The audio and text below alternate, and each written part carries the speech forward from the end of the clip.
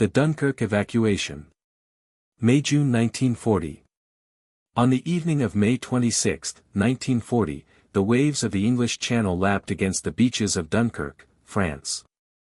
In the twilight, over 30,000 British soldiers huddled on the mudflats, their rifles stuck in the sand dunes, their helmets glinting in the last rays of daylight. In the distance, the screech of German Ju-87 Stuka dive bombers grew closer, bombs sent up towering columns of white water on the sea surface. Some soldiers clung to driftwood, struggling to swim toward distant ships, others sat on the sand and lit their last cigarette. No one knew that this operation, dubbed a desperate breakout by Allied High Command, would eventually become the most stunning miracle evacuation in the history of World War II. Over the next 9 days, 861 ships of all kinds, from naval destroyers to civilian fishing boats, would evacuate more than 330,000 Allied soldiers from under German artillery fire. Yet at this moment, the soldiers on the beach had no idea that the stretch of coastline beneath their feet was about to rewrite the course of the war. The desperate predicament, the death pocket, of 300,000 Allied troops. The moment the German army launched Operation Sickle Cut on May 10, 1940, the balance of power on the Western European battlefield quietly shifted. In the morning mist of the Ardennes Mountains, General Heinz Guderian's 19th Panzer Corps, like a dormant beast, slowly unfurled its claws. This assault force, composed of 3 panzer divisions, the 1st, 2nd, and 10th Panzer Divisions, and 2 motorized infantry divisions, was equipped with over 400 tanks, 35% of which were Panzer IV models, armed with 75 mm main guns capable of penetrating the armor of most French tanks at a distance of 1,000 meters, along with nearly 1,000 half-track armored vehicles for transporting infantry. French High Command had confidently claimed, the complex terrain of the Ardennes will prevent rapid advancement of armored units, yet they overlooked that the German army had long dispatched scouts to map every forest path before the war. They even retrofitted tanks with anti-skid tracks, specifically designed to navigate the mountainous mud. On May 12, the German 2nd Panzer Division became the first to break through the defensive lines of the French 5th Cavalry Division, forcing a crossing of the Meuse River near Sedan. The French fortifications were still stuck in World War I-era bunker designs, when facing the head-on charge of German tanks, shells from their 47 mm anti-tank guns only left shallow dents on the Panzer IV's armor. By May 15, French Prime Minister Paul Reynaud sent an urgent plea to Britain: the French defensive line has been breached, leaving a 50-kilometer gap. German troops are advancing toward the Channel at full speed. However, the British Army at the time was still bogged down in fierce fighting with German infantry along the Dille line in western Belgium. No one realized that an encirclement was quietly taking shape behind them. At 6 a.m. on May 20, the vanguard of the German 1st Panzer Division, a tank company led by Major Gunther von Kluge, rumbled through the wheat fields on the outskirts of Abbeville and reached the shores of the English Channel. When Major Kluge poked his head out of the tank and saw the waves lapping at the beach, he shouted into the radio, "We've reached the Channel. The Allies' retreat route is cut off." At that moment, 300,000 Allied troops stationed in Belgium, 95,000 British, 180,000 French, and 25,000 Belgian soldiers, were completely trapped in the death pocket crafted by the Germans. This narrow strip of land stretched north from Lille, Belgium, to Dunkirk, France, east to the edge of the Ardennes Mountains, and west to the English Channel.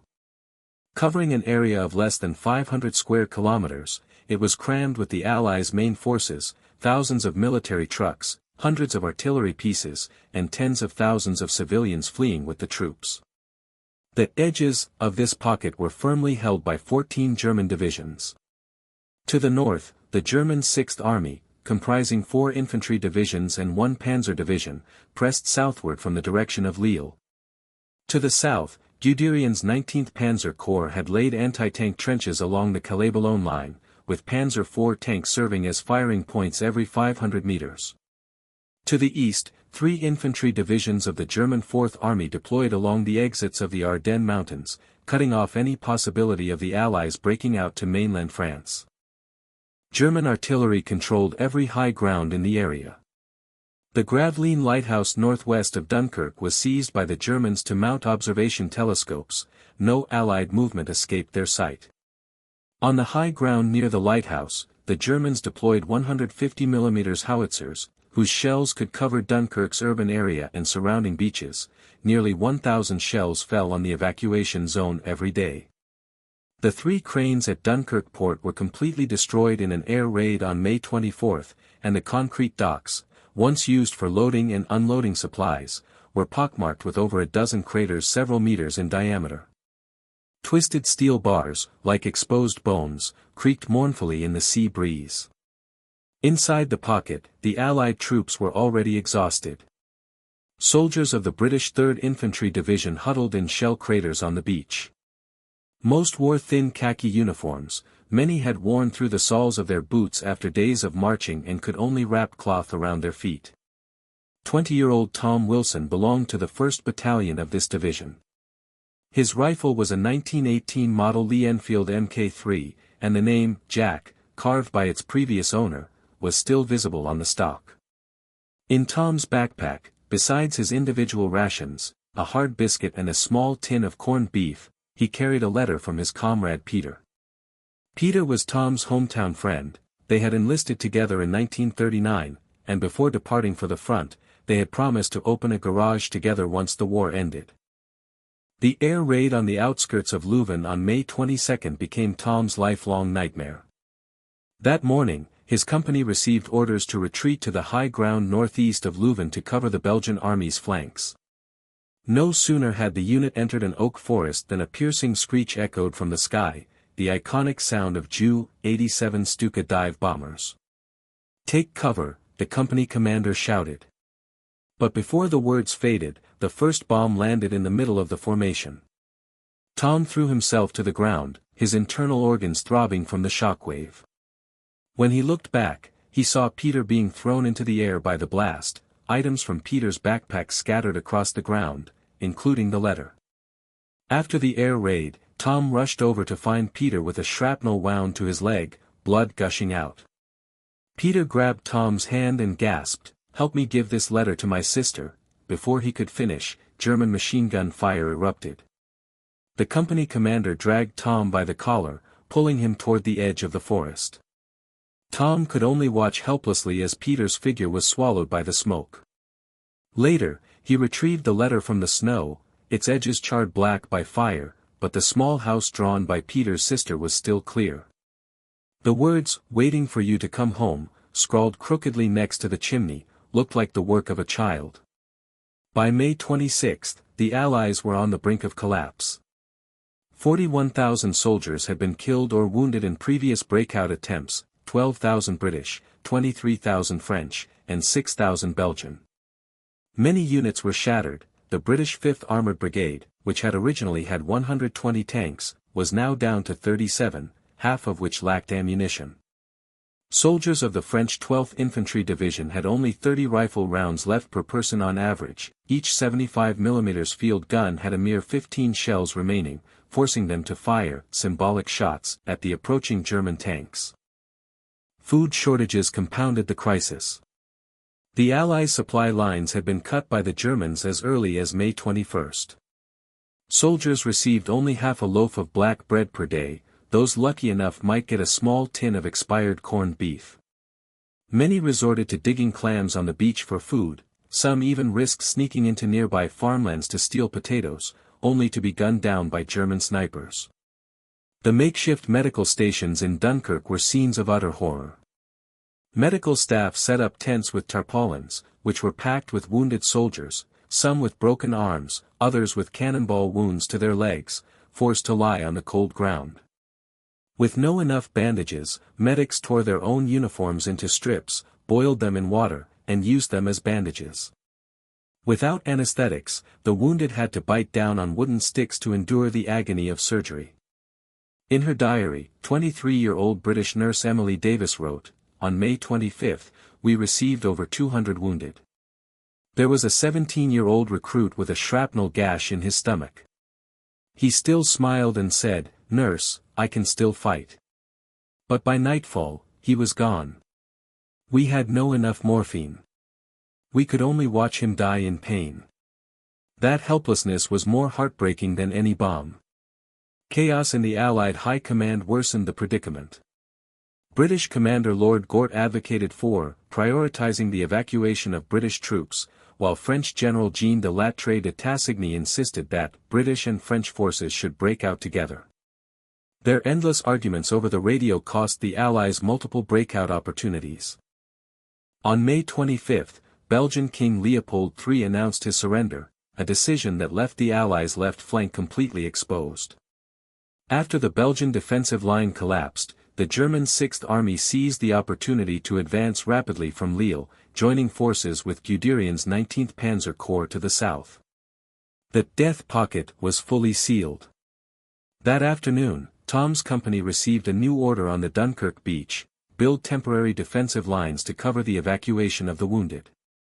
Tom and his comrades used their bayonets to dig trenches in the sand, but high tide soon filled the trenches with water.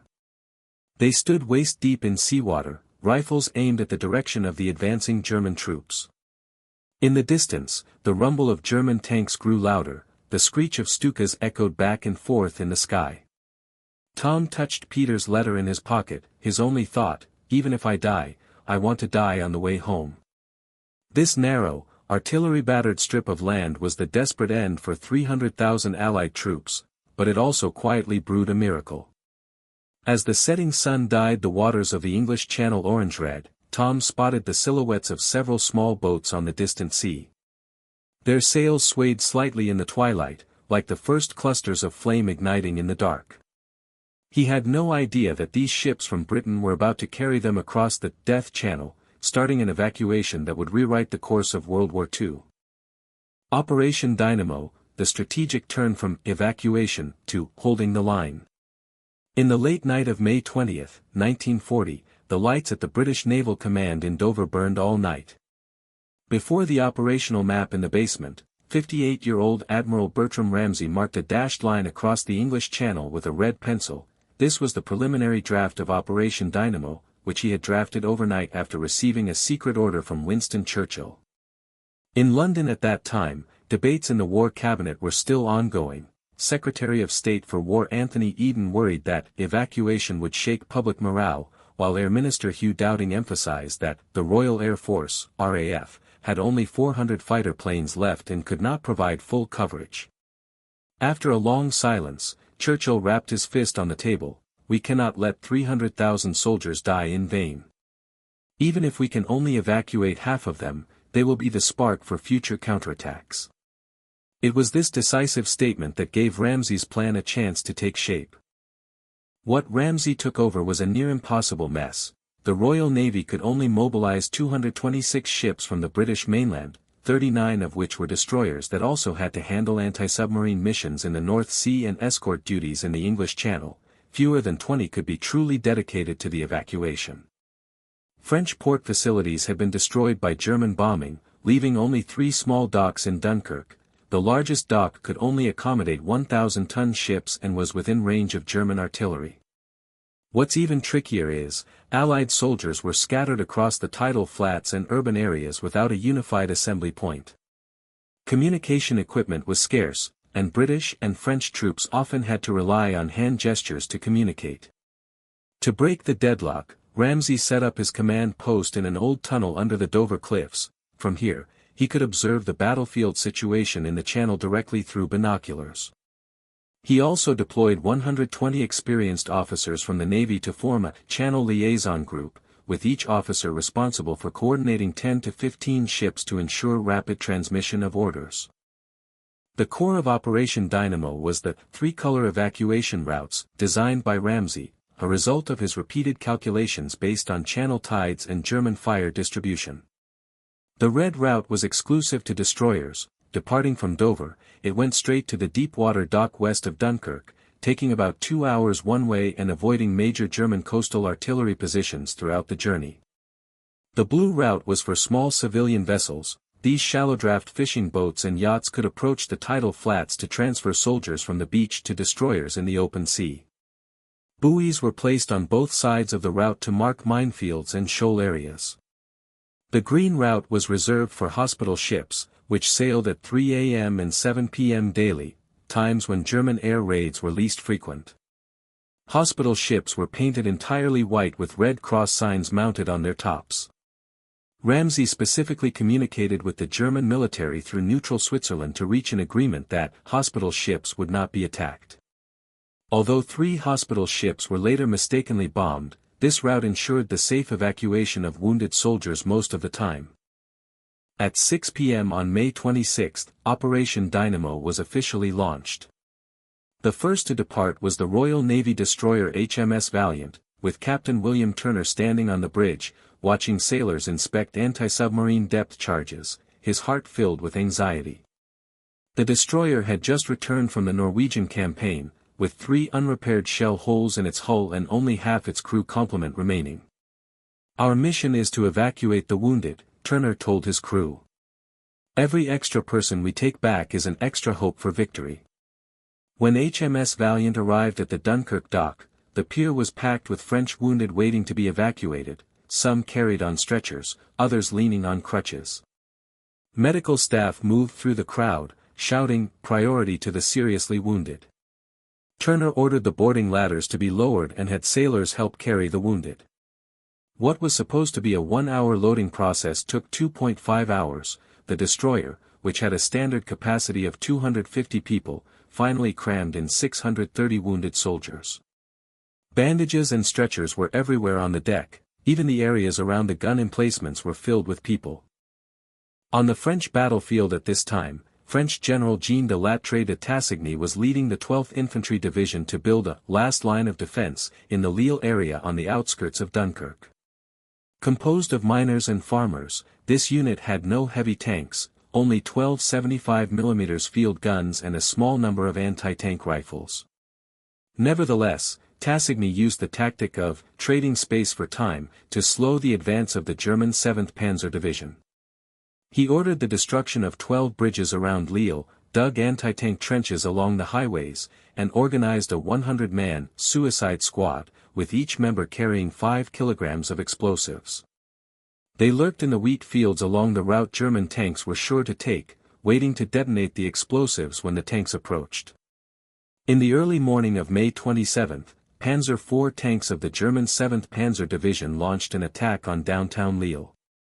Tassigny's soldiers hid in abandoned factories, throwing Molotov cocktails at the tank tracks, some even charged at the tanks with explosive packs, sacrificing themselves to destroy the enemy. "We know we may not survive," Tassigny wrote in a letter to his wife. "But as long as we can hold on for one more day, more comrades will be able to retreat to Britain, and that will be worth it." It was the tenacious resistance of this division that bought 72 crucial hours for Operation Dynamo. By the time Lille fell on May 30, only 3,000 soldiers of the 12th Infantry Division had broken out, the rest either died in battle or were captured. In Ramsay's command post, a desperate race against time unfolded every day. On May 27, the first day of the plan, only 7,669 people were evacuated, far below the expected 45,000. The main reason was that small civilian vessels had not yet arrived. Destroyers could only pick up people at deep water docks, while most soldiers were trapped on the tidal flats, unable to reach the docks. Ramsay immediately adjusted his strategy. He dispatched 10 landing craft from the Navy to shuttle between the tidal flats and destroyers. At the same time, he issued a call to the British public via BBC radio: anyone with a ship can report to the Dover Naval Base to assist in evacuating Allied soldiers. Within 24 hours of the broadcast, nearly 1,000 civilian captains arrived with their own vessels, including 12-meter fishing boats, 30-meter luxury yachts, and even a father and son piloting a 5-meter sampan. Civilian Captain John Mayne was one of them. In the early morning of May 28, he arrived in Dover with his 16-year-old son Tom, piloting their family fishing boat, the Seagull. Naval officers gave them simple nautical charts, manuals for identifying German aircraft, and instructions on how to avoid air raids. If you see the Iron Cross symbol on the wings, turn quickly. When enemy planes fly low, hide under the cloud cover. Mayne recalled, "I asked the officer, we have no weapons, what if we encounter a submarine? The officer patted my shoulder and said, "Your weapons are speed and courage. German submarines will not easily attack small fishing boats." That noon, the Seagull joined the transfer team on the Blue route. Tom was in charge of lookout, while Maine steered the boat. They picked up 23 British soldiers from the tidal flats. These soldiers crowded onto the fishing boat's deck, some even sat on the gunwales, clinging tightly to the railings. On the return trip, they encountered 3 German Ju-87 bombers. Maine quickly maneuvered the boat into a reef area, using the reefs for cover to escape the bombing. Poor communication was another major challenge in the execution of Operation Dynamo. British and French troops used different communication frequencies, and most French soldiers did not understand English, often causing delays in order transmission. Ramsay specially recruited 50 bilingual, English-French, students from the University of London to form liaison teams, with each team assigned to a destroyer to accompany it to Dunkirk and coordinate the evacuation order of British and French soldiers. 22-year-old student Marie Lemaire was one of them. She recalled, "Once, French soldiers refused to let British wounded be evacuated first, and a conflict almost broke out. I quickly explained, evacuating the wounded first means more people will have a chance to escape." The French commander finally agreed. Thanks to these liaison officers, cooperation between British and French soldiers gradually smoothed out. On May 29 alone, the number of evacuees rose to 17,804, 2.3 times that of the first day. On May 30, the German military intensified its blockade of the Channel. The Second Air Fleet launched 400 sorties to bomb the evacuation routes continuously, sinking 12 Allied ships that day, including 2 destroyers. Ramsay stared at the battle report in his command post, his brows furrowed. He ordered an adjustment to the evacuation schedule, shifting the main evacuation period to nighttime to use the cover of darkness for ship movements. At the same time, he had the RAF deploy Spitfire fighters to establish an air umbrella over the Channel. Each batch of fighters was responsible for covering the area for 1 hour, with rotations to maintain presence. Although the RAF lost 15 fighter planes, this measure effectively curbed German air raids. On May 31, the number of evacuees reached a record 68,014, far exceeding expectations. By this time, Ramsay had been working continuously for 120 hours, his eyes bloodshot, yet he still insisted on going to the observation post at the tunnel entrance every day to monitor the battlefield. His adjutant recalled, "The admiral only slept 3 hours a day and drank large amounts of coffee. Sometimes, when he was too tired, he would take a nap on the map, but as soon as there was news of ships returning, he would wake up immediately to ask about the situation." When someone asked him, "Are you worried about the plan failing?" Ramsay replied, "I only worry about not being able to bring one more person home. These soldiers are Britain's future, we cannot let them down." It was Ramsay's meticulous planning, Tassigny's heroic rearguard action, and the coordinated efforts of countless military and civilian personnel that transformed Operation Dynamo from an initial, emergency evacuation, into an orderly, great rescue of lives.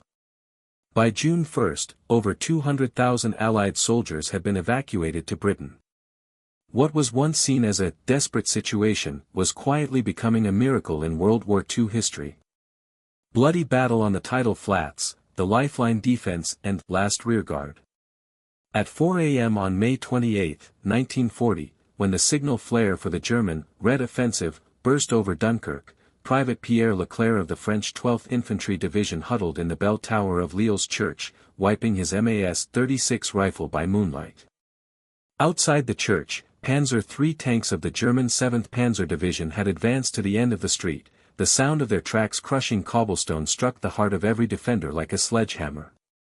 The mission of this French unit was to hold the highway from Lille to Dunkirk at all costs, buying time for the Allied evacuation on the beach. Yet the heaviest weapon in their arsenal was just 6 pieces of 75 mm field guns, with only 20 armor-piercing rounds left per gun. At dawn, the German attack officially began.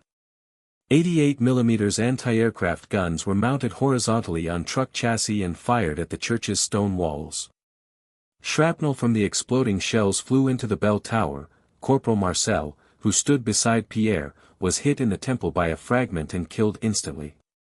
"They're trying to blast a gap," the platoon leader roared over the radio. Following the prearranged plan, Pierre climbed down the bell tower with 3 comrades and set up a machine gun behind the archway in the church's narthex. German infantry charged under tank cover. When the first wave of soldiers rushed through the church door, Pierre pulled the trigger. The ammunition belt of the Bren light machine gun traced a silver arc in the dim light, and 5 German soldiers fell to the ground.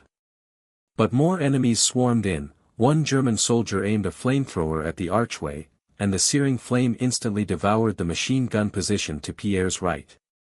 The screams of his 2 comrades made him clench his fists.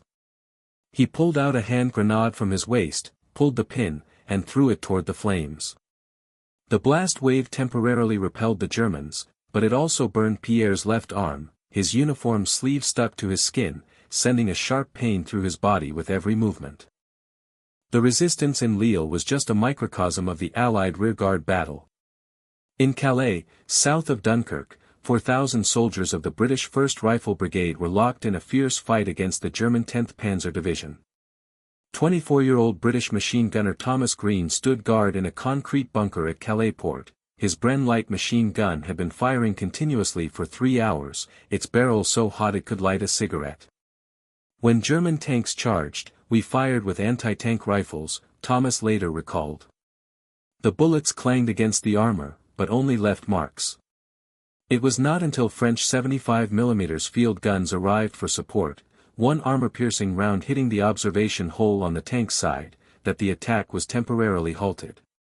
The battle lasted 48 hours, the British 1st Rifle Brigade suffered 3,200 casualties, and only 800 soldiers broke out.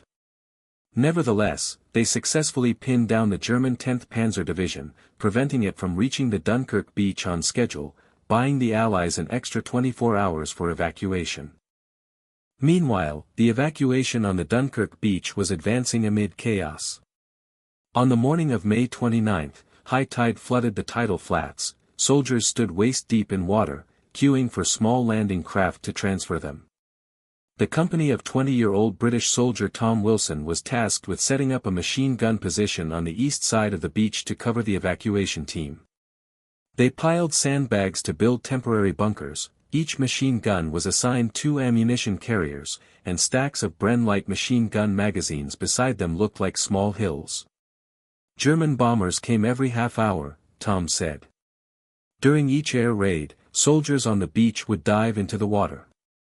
Some were hit directly by bombs, helmets, rifles, and unposted letters floated in the sea. At noon that day, a Ju-87 dive bomber swooped toward Tom's machine gun position. He threw himself behind the sandbags, the bomb landed in the water nearby, and the towering waves soaked him through. His ammunition carrier, John, was hit in the abdomen by shrapnel, and blood stained the sandbags. Tom tried to bandage him, but John pushed his hand away, saying, "Leave me, keep firing, don't let them through." The pressure on the medical front was equally deadly. The temporary hospital where British nurse Emily Davis served was located in an abandoned warehouse near the beach. The warehouse roof had several large holes blown by bombs. When it rained, water poured straight in, forcing medical staff to set up simple tents with tarpaulins. On May 30, German air raids reached their peak. 17 bombers attacked the area around the warehouse in turns.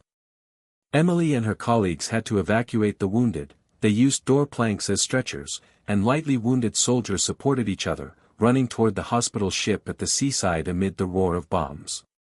There was a 19-year-old recruit who had his leg amputated, but he insisted on walking on his own, Emily recalled. He said, "Nurse, I can still carry a gun." But after a few steps, he was knocked down by the blast wave. When I rushed to help him, he was still clutching a photo from his hometown. That day, 3 wounded soldiers, unwilling to hold back the team, jumped into the sea when the medical staff were not looking. Emily only managed to grab the corner of one soldier's clothes before the waves pulled him away. She later wrote in her diary, "I will never forget their faces, not fear, but determination. They traded their lives for more people to survive. On May 31, the German ground offensive intensified.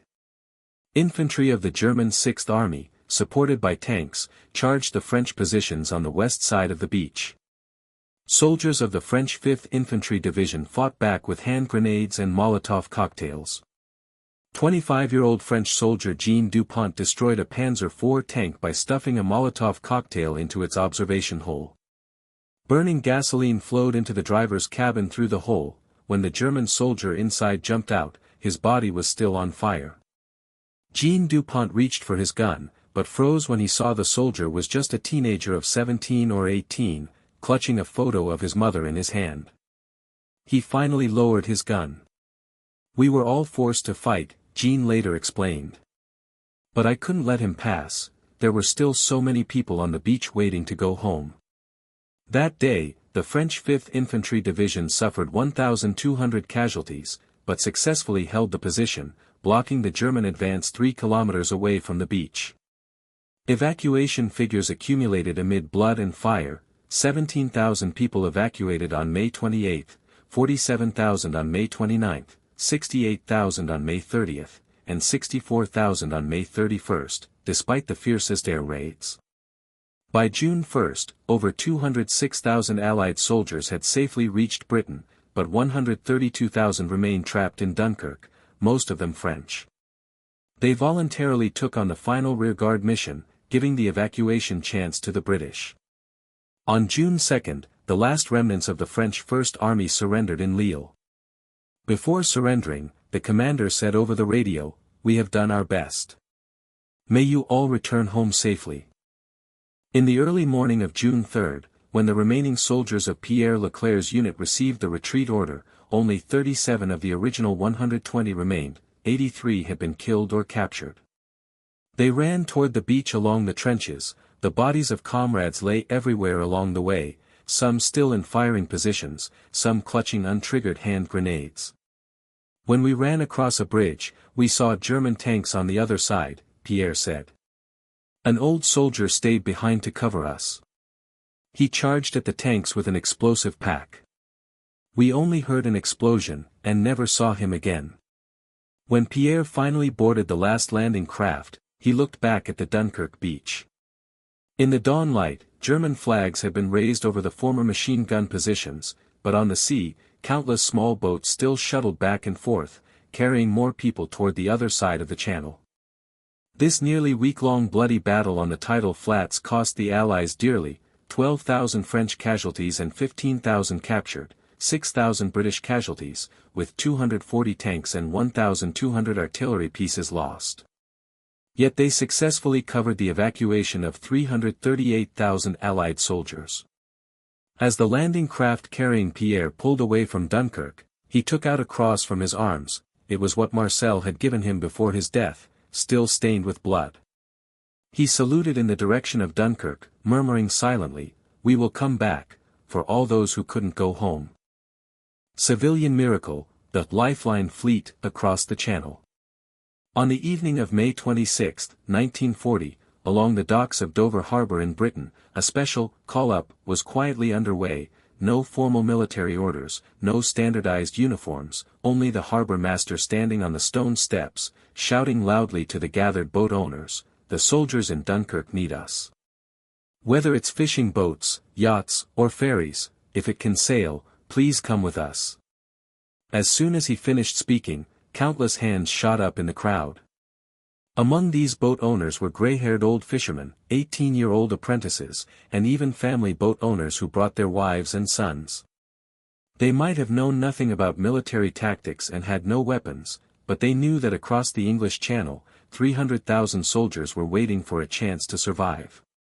In this evacuation operation, later known as Operation Dynamo, of the 861 ships involved, 635 were civilian vessels, far more diverse in type than military ships. 282 were inshore fishing trawlers, most 8 to 12 meters long, originally used for herring and cod fishing. 179 were privately owned yachts, ranging from 6-meter small speedboats to 20-meter luxury yachts. 84 were cross-channel ferries, originally used for transporting passengers and cargo, the largest capable of carrying 200 people, and 90 were sampans, barges, and even rafts. Most of these ships had no military modifications. Fishermen removed their fishing nets and gear, nailing planks to the decks to serve as makeshift seats. Yacht owners took down sunshades and leisure facilities, using canvas to build simple rain shelters. Ferries retained their original seats but packed temporary bunk beds in the aisles. Every ship made maximum effort to free up space, if only to carry one more soldier home. In the early morning of May 27, the first batch of civilian ships sailed out of Dover Harbor, including the Seagull, the fishing boat of John Mayne and his son. This was a 12-meter wooden trawler, hand-built by Old John in 1925 and originally used for herring fishing in the North Sea. Before departure, 16-year-old young John moved all the fishing tools in the cabin to the shore and nailed thick planks to both sides of the hull. He had heard the harbor master say that German bullets might pierce the ship's body, and these planks might offer some protection. Old John carefully inspected the engine, filled the fuel tank to the brim, and placed 2 crates of compressed biscuits and a jug of fresh water in the cockpit. We need to bring the soldiers back, but we also have to make it home alive ourselves. When the Seagull entered the English Channel, young John saw more different types of ships crowded together than he had ever seen. On the left was a white luxury yacht, with the golden words, "Sunshine," still visible on its hull. On the right was a green ferry, its deck already packed with soldiers in military uniforms, some waving at them. Sailing across the channel was far more dangerous than expected.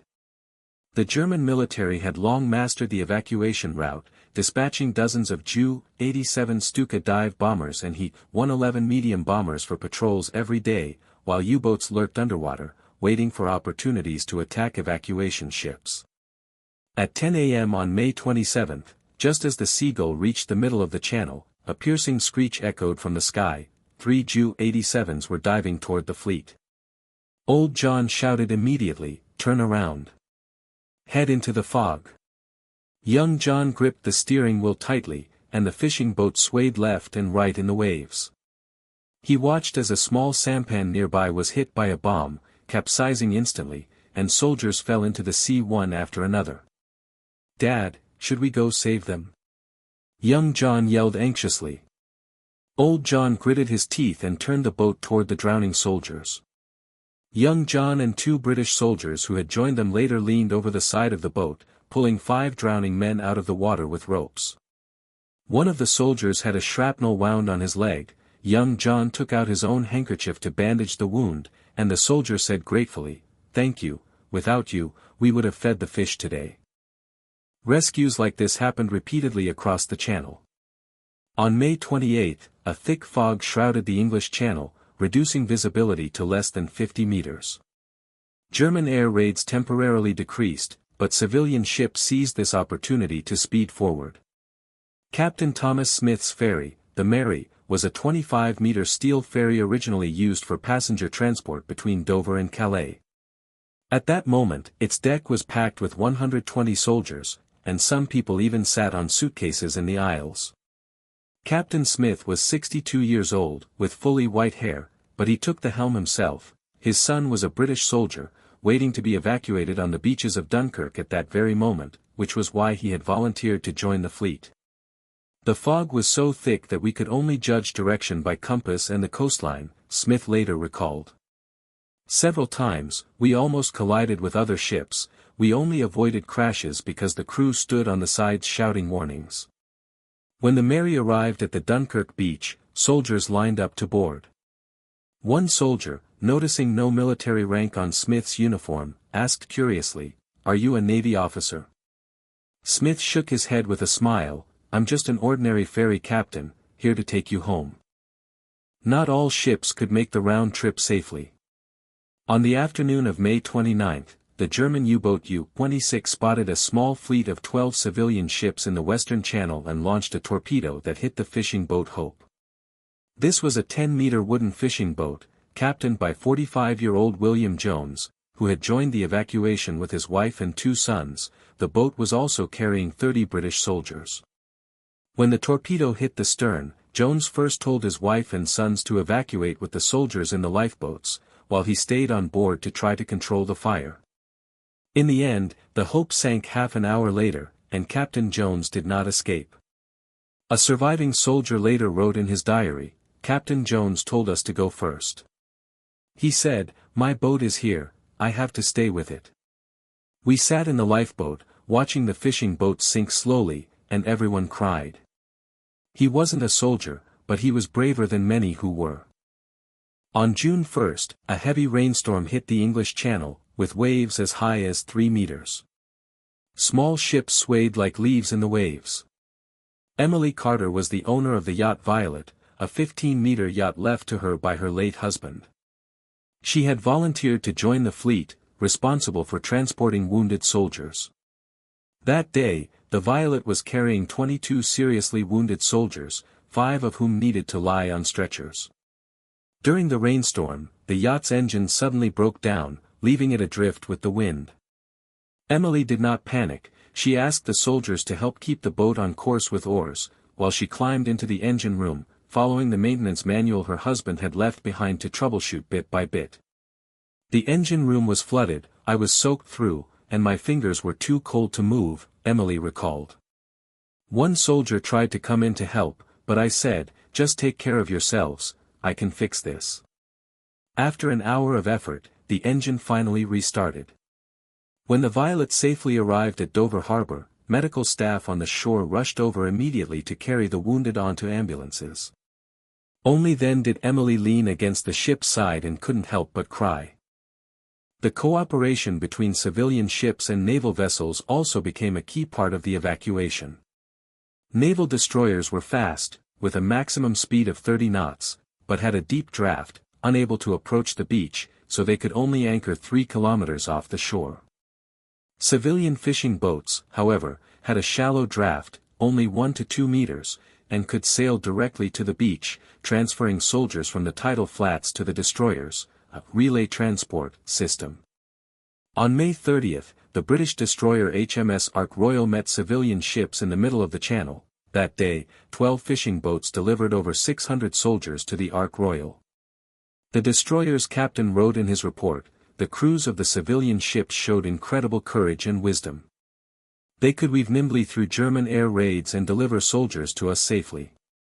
Without them, we could never have completed such a large-scale evacuation." June 4 was the final day of Operation Dynamo, and also the last day civilian ships participated in the evacuation. In the early morning, Old John Seagull sailed to Dunkirk once more, this time bringing back the last batch of 28 French soldiers. As the fishing boat sailed away from Dunkirk, the soldiers stood on the deck, saluting toward the French coast. They knew they were leaving this land temporarily, but they would return one day. Young John looked at his father's back as he steered the boat, and suddenly understood, these civilian ships were more than just transport tools, they were symbols of hope. Setting out from Britain's harbors, carrying courage and faith, they had crossed through artillery fire and waves to bring 330,000 Allied soldiers back from the brink of despair, preserving the most precious fighting force for the subsequent counteroffensives of World War II. When the Seagull returned to Dover Harbor, the shore was packed with people waiting to greet them. Some held signs that said, "Welcome home," while others handed hot tea to the soldiers and crew. Old John stepped off the boat, shook the harbor master's hand, and said, "We brought the soldiers back, every last one we could." Young John looked at the planks in the cabin, on which soldiers had carved their names. These names became the most precious memories of the English Channel, and a testament to a war miracle created by ordinary civilians. The meaning of the miracle, the seeds of victory, behind the evacuation. In the early morning of June 4, 1940, the mist over the English Channel had not yet lifted, but the docks of Dover in Britain were already packed with crowds of people anxiously awaiting their return. When the first evacuation ship, the destroyer HMS Royal Oak, slowly pulled into shore, a long-suppressed cheer erupted from the crowd. On the deck, most of the 215,000 British soldiers were in tattered uniforms, some had bandages wrapped around their bodies, others were barefoot. Yet there was no cowardice of defeat in their eyes. Instead, they shone with the resolve of those who had survived a narrow escape from death. On this day, as the last civilian fishing boat, the Seagull, arrived at the port carrying 300 French soldiers. The Dunkirk evacuation officially came to an end. A total of 861 ships had rescued 338,000 Allied soldiers, 215,000 British, 93,000 French, and 30,000 Belgian troops, from under German fire. This number far exceeded the initial target of 45,000 set by the British Navy, making it the most shocking miracle of despair in World War II history. The strategic value of this evacuation has been repeatedly emphasized by military historians in the years since the war. It not only preserved the seat of combat-ready forces for the Allies but also reshaped the strategic direction of World War II. From June to December 1940, relying on the soldiers who had returned from the evacuation, the British Army quickly reorganized 12 infantry divisions and 3 armored divisions. Among them, the core backbone of the British 7th Armoured Division, the Desert Rats, were precisely the veterans who had withdrawn from Dunkirk. Carrying practical combat experience, these soldiers used flexible tactics to repel Erwin Rommel's Afrika Korps in the Battle of Tobruk on the North African battlefield in 1941. In the Sicily landings in 1943, the British 50th Infantry Division, composed of Dunkirk veterans, was the first to break through Germany's Gustav Line, opening a path for the Allies to the Italian mainland. More crucially, the troops preserved by the evacuation allowed Britain to have sufficient ground forces to defend against a potential German landing during the Battle of Britain in the summer of 1940. At that time, the only 3 armoured brigades left on the British mainland were almost entirely made up of veterans who had returned from Dunkirk. They set up anti-tank guns on the beaches of southern Britain, becoming the final line of defense against a German invasion. The decisions and actions of key figures elevated the significance of this miracle beyond the military level.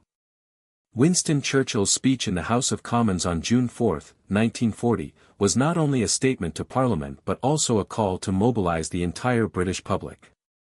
Standing at the podium in the House of Commons, his voice hoarse yet firm, he declared, "We shall fight on the beaches, we shall fight on the landing grounds, we shall fight in the fields and in the streets, we shall fight in the hills, we shall never surrender." This speech spread to every corner of Britain via BBC radio. In the factories of London's East End, female workers worked overnight to produce rifle ammunition, increasing output from 10,000 pieces per month to 30,000. In the shipyards of Liverpool, workers voluntarily organized 2-shift rotations, shortening the repair cycle of destroyers from 15 days to 7. Admiral Bertram Ramsay, who oversaw the evacuation, did not stop after the operation concluded. He compiled the experience of Operation Dynamo into the Amphibious Evacuation Operations Manual, and tactics such as multi-channel coordination and civilian ship mobilization were reused in the Normandy landings, Operation Overlord, in 1944. At that time, Ramsay served as the Allied Naval Commander-in-Chief, directing over 6,000 ships to transport 1.5 million soldiers for the landing, successfully replicating the strategic cycle of, from evacuation to counterattack. Countless ordinary soldiers and civilians also had their fates changed by the evacuation, and their stories weave together the warmth of this miracle. On June 6, 1944, at Omaha Beach in Normandy, 44-year-old Tom Wilson was already a tank company commander in the British 7th Armoured Division. The number of his Sherman tank was D-Day 17, and a small seagull pattern was painted on its turret, the symbol of the civilian fishing boat Seagull that had rescued him years earlier. When the tank broke through the first German defensive line and entered the nearby town of Saint-Lô, Tom spotted a familiar figure in the town square, French Major Pierre Leclerc. On May 31, 1940, it was Tom who had carried the wounded Pierre, his left leg hit by shrapnel and still bleeding, onto the Seagull on the beaches of Dunkirk. "I remember you said, 'We will come back,' back then," Pierre said, holding Tom's hand and pointing to the French flag flying above the town's church. "Now we've done it." That day, the two liberated the town of Saint-Lô together, and on the wall of the town hall, they wrote, "Dunkirk 1940, Saint-Lô 1944, we never gave up." The story of civilian Captain John Mayne also serves as a vivid illustration of the Dunkirk spirit. After the evacuation, the Seagull, severely damaged, was moored by Mayne in Dover's shipyard. During the German air raids on Dover in 1941, Maine risked enemy fire to transport the wounded using the fishing boat, adding 5 new shrapnel holes to its hull. After the war, the British government tried to purchase the Seagull as a war memorial, but Maine insisted on repairing it himself. It saved the lives of over 300 people, it shouldn't just gather dust in a museum. It was not until 1956 that the 72-year-old Maine agreed to donate the boat to the Imperial War Museum in London. On the day of the donation, more than 20 soldiers he had rescued came to see it off. Some brought the life jackets they had worn back then, others held signs that read, "Thank you, Father Seagull." Today, the names carved by soldiers back then still remain on the Seagull's deck, and the 17 shrapnel holes on its hull have been sealed with transparent resin. Next to them, a plaque reads, "These holes are not traces of defeat, but marks of hope." From a data perspective, the seed effect of the Dunkirk evacuation is even more tangible. Within 3 months of the evacuation, the strength of the British Army recovered from 380,000 to 650,000 troops. In the second half of 1940, a total of 900,000 Lee Enfield rifles, 120,000 Bren light machine guns, and 3,000 25-pounder field guns were produced, with 60% of these weapons prioritized for units composed of Dunkirk returnees. From 1941 to 1945, 172,000 of the 338,000 evacuated soldiers participated in subsequent campaigns, and 43,000 of them were awarded medals, including 12 Victoria Crosses and 89 Distinguished Service Orders. Among the Allied soldiers in the Normandy landings, 1 out of every 3 had experienced the Dunkirk evacuation. Many of them saluted in the direction of the English Channel before the landing, commemorating the life or death crossing 4 years earlier. More profoundly, this evacuation redefined the world's understanding of victory. It proved that a temporary retreat is not defeat, but a preparation for a longer-term counterattack. In June 1940, when German troops held a victory parade on the beaches of Dunkirk, Adolf Hitler believed he had destroyed the main force of the Allies. He never imagined that the 338,000 soldiers he had let escape would become the vanguard of the counterattack on continental Europe 4 years later. As Churchill wrote in a letter to Ramsay after the evacuation, "The miracle of Dunkirk does not lie in how many people we rescued, but in the unyielding faith these people carried, showing the world that freedom can never be completely surrounded." On May 8, 1945, the day Germany announced its unconditional surrender, Tom Wilson and Pierre reunited in front of the Reichstag in Berlin. Both were gray-haired but still wore their military uniforms. "Do you remember the water at Dunkirk in 1940? Tom said with a smile. "It was colder than the beer here." Pierre nodded and pulled a yellowed piece of paper from his pocket. It was the wrapper of the half-loaf of black bread Tom had given him on the Seagull, still bearing Tom's signature. This small wrapper, like a medal spanning 5 years, witnessed the entire journey from the ICC evacuation to the victory in Berlin, and also witnessed the moment when the seeds of victory from Dunkirk finally bloomed. Aftermath and echoes, from Dunkirk to Free France. In the evening of June 4, 1940, as the last evacuation ship, the Seagull, pulled away from Dunkirk harbor, tens of thousands of French soldiers who had failed to evacuate were still scattered across the fields of western France. Some hid in woods, others took shelter in abandoned farmhouses, clutching rifles with only a few bullets left. While the Dunkirk evacuation had rescued 338,000 Allied troops, 120,000 French soldiers remained stranded on French soil, trapped by rearguard duties or failed breakout attempts. Within the following week, 60,000 of them were captured by German forces, and 40,000 scattered into small units to launch sporadic resistance behind enemy lines. The fates of these soldiers became intertwined with that of Charles de Gaulle in London, civilians on the streets of Paris, and French colonial troops in North Africa. From the smoke of Dunkirk, the spark of the Free France resistance movement quietly took shape. On June 18, a resolute voice echoed over the French-language channel of the BBC in London: "France is not alone. France has not surrendered." This was General Charles de Gaulle's appeal to the French people, delivered shortly after he fled Bordeaux, France, to Britain, accompanied by only 3 staff officers, 1 car, and less than £1,000 in funds.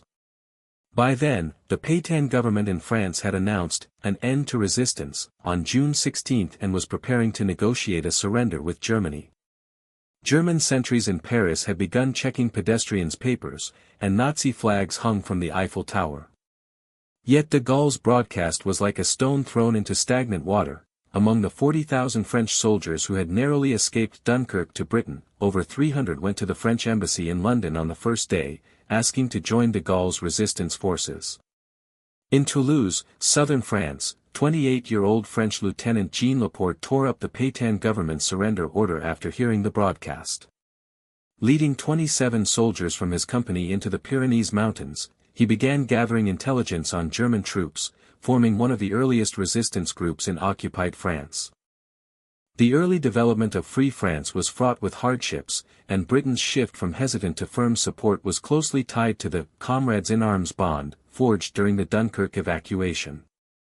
In July 1940, Winston Churchill and Charles de Gaulle met at 10 Downing Street in London. Looking at the Dunkirk casualty report on the table, 6,000 British soldiers killed, 12,000 French soldiers killed, Churchill told de Gaulle, "You have sacrificed so much to cover the evacuation. Britain will not let the flame of French resistance be extinguished." The two sides then signed the Churchill-de Gaulle agreement. Britain would provide Free France with 5,000 Lee Enfield rifles, 200 Bren light machine guns, 30 25-pounder field guns, and a monthly fund of £1 million. A Free France training base was established in Kent, UK, dedicated to training soldiers who had fled France. Courses included guerrilla warfare tactics, radio transmission, and behind enemy lines reconnaissance. 80% of the first 1,000 trainees were Dunkirk veterans. Carrying the scars of the beach and memories of the trenches, they integrated practical combat experience into training and later became the backbone of Free France. Jean Laporte's experience epitomized the transformation of countless French soldiers from defeated troops to resistors. On May 29, 1940, he had been tasked with covering the evacuation in the town of Saint-Omer, on the outskirts of Dunkirk. His company's 47mm anti-tank guns had fired their last rounds when German tanks charged their positions. Leading his men in close combat with Molotov cocktails and bayonets, 11 of the 27 soldiers were killed. During the evacuation, shrapnel wounded his left arm. He wrapped it in a cloth borrowed from a civilian and spent 2 days soaked in the tidal flats before boarding a British transport ship. At the Kent training base, he volunteered to teach anti-tank tactics, compiling Dunkirk's hard-learned lessons into a manual. When tanks are within 50 meters, throw Molotov cocktails at the junction of their tracks. If a tank stops, climb onto its side and drop a grenade into the turret hatch. In March 1941, Laporte was assigned to infiltrate Lyon, France, to establish an intelligence station. Disguised as a baker, he pushed a cart loaded with bread, gathering information near German barracks. He recorded intelligence on oil paper hidden inside loaves, then sent it to London via underground channels through Spain. Once, during a search at a German checkpoint, his bread fell to the ground, exposing the oil paper with intelligence. Fortunately, a French policeman, also a resistance member, intervened in time, claiming it was bakery accounts, allowing Laporte to escape unharmed. By the end of 1941, Laporte's intelligence station had grown to over 50 members, providing the Allies with critical information such as the location of German arms depots in southern France and railway transport schedules. One report on the early construction of Germany's Atlantic Wall was directly used in the planning of the later D-Day landings. The aftershocks of Dunkirk also spread to the lives of French civilians, spawning an underground resistance network across the country. Maurice Dupont, a baker in Paris, decided to join the resistance after witnessing German soldiers seize flour from his shop in June 1940. Waking up at 3 a.m. every day to bake bread, he hid copies of the underground newspaper Le France Libre, Free France, in the lining of bread baskets, delivering them to cafés, grocery stores, and even bars frequented by German soldiers across Paris. The first issue of the newspaper featured a sketch of Dunkirk beach, soldiers carrying rifles running toward ships across the channel, with the headline, "We will return." Initially printing only 2,000 copies per issue, circulation grew to 20,000 by 1941, thanks to bread couriers like DuPont. Many young people, inspired by stories of Dunkirk soldiers in the newspaper, secretly crossed the border to join Free France in Britain. DuPont also used the backyard of his bakery as a hideout for resistance members. In 1942, he hit 6 French soldiers who had escaped from a German POW camp in his flour warehouse, making makeshift beds from flour sacks and delivering bread and water late at night until he helped them smuggle into Spain a week later. The influence of Free France gradually extended to French colonies. In August 1940, de Gaulle sent envoys to French Cameroon, now Cameroon, to persuade the local military commander, General Mohamed Diouf, to join the resistance. Diouf's nephew had been killed while serving with French forces at Dunkirk. Upon seeing his nephew's relics, a rusted dog tag and half-unfinished letter home, brought by the envoys, Diouf immediately declared, "All French troops in Cameroon swear allegiance to Free France." Soon after, French colonial troops in French Equatorial Africa, now Chad, Republic of the Congo, Central African Republic, and French West Africa, now Senegal, Côte d'Ivoire, followed suit. By the end of 1940, Free France had 12,000 troops in overseas colonies, equipped with 20 aircraft and 5 small warships, gaining initial strength to confront German forces. In February 1941, Free French troops made their first major appearance in the Battle of Cyrenaica in Libya, North Africa, assisting British forces in repelling Erwin Rommel's Afrika Korps. Composed of Dunkirk veterans, the 1st Free French Brigade used mobile guerrilla tactics to attack German supply lines, destroying 3 German tanks, 12 military trucks, and capturing over 80 German soldiers.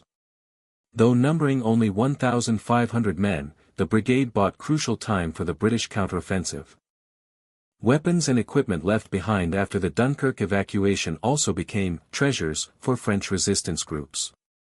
In July 1940, Jacques Lemaire, a resistance member in Lille, discovered 3 abandoned French 75mm field guns and 200 rounds of ammunition in trenches on the outskirts of Dunkirk. These weapons, left behind by French troops during the evacuation, their barrels still caked with beach sand, were transported by Lemaire and 10 resistance members to an abandoned factory in central Lille using horse-drawn carriages. Disguised as discarded machinery, during the day, the guns were secretly cleaned and maintained at night. In the late night of October, they used these guns to attack a German ammunition train. As the train passed a railway bridge near Lille station, all 3 guns fired simultaneously, hitting the ammunition cars in the middle of the train and triggering a massive explosion. Over 100 German soldiers were killed or wounded, 300 tons of ammunition were destroyed, and railway transport was disrupted for 3 days. The attack alerted the Germans to the threat of weapons left at Dunkirk, prompting a cleansing operation. However, the resistance had already disassembled the guns into parts and hidden them in civilian cellars.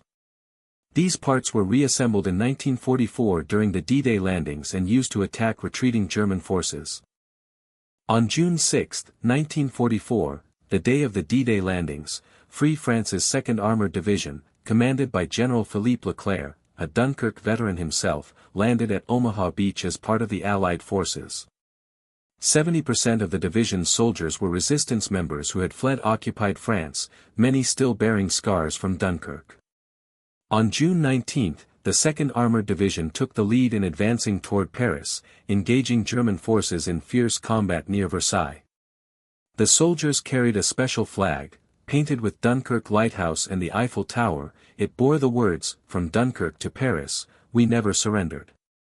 On August 25, the division marched into central Paris, liberating the French capital after 4 years of German occupation.